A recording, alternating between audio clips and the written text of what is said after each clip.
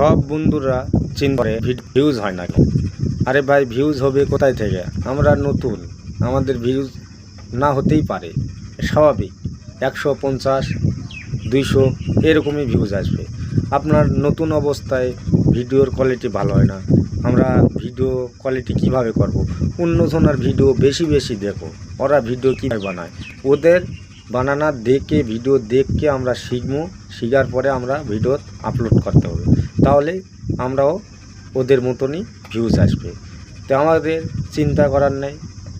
এরা কিছুদিন নতুনেরা 15 দিন 1 মাস ভিডিও আপলোড দেওয়ার পরেই ফেসবুক থেকে হারা যায়, মানে আর কাজ করে না। তো ভাই, এরকম করলে হবে না, ধৈর্য লাগবে। আপনারা সবসময় ভিডিও আপলোড দিতেই থাকবেন, একদিনও মিস করা যাবে না। সব সময় 3টা করে রিলস, ভিডিও, ফটো এগুলো আপলোড দিবেন, তাহলে একদিন না একদিন আপনার ভিডিও ভাইরাল হবে।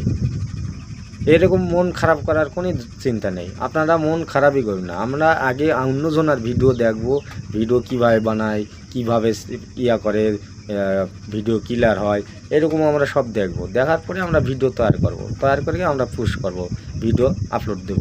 তো আপনারা ভিডিও ছাড়তেই হবে, কোনই পিছা ছাড়া না। একবার না 10 বার দেখব, তারপরও ফেসবুক থেকে আমরা হাঁটবো না। কোন দিন আসে আমরা সফলতা পাবো, আর কোন দিন আমরা ফেসবুকের নজরে আসব, সেই দিনই আমরা ফেসবুক থেকে যাব। তার আগে যাব না। আমরা দেখে জ্ঞান ছাড়বো ফেসবুকে কি আছে।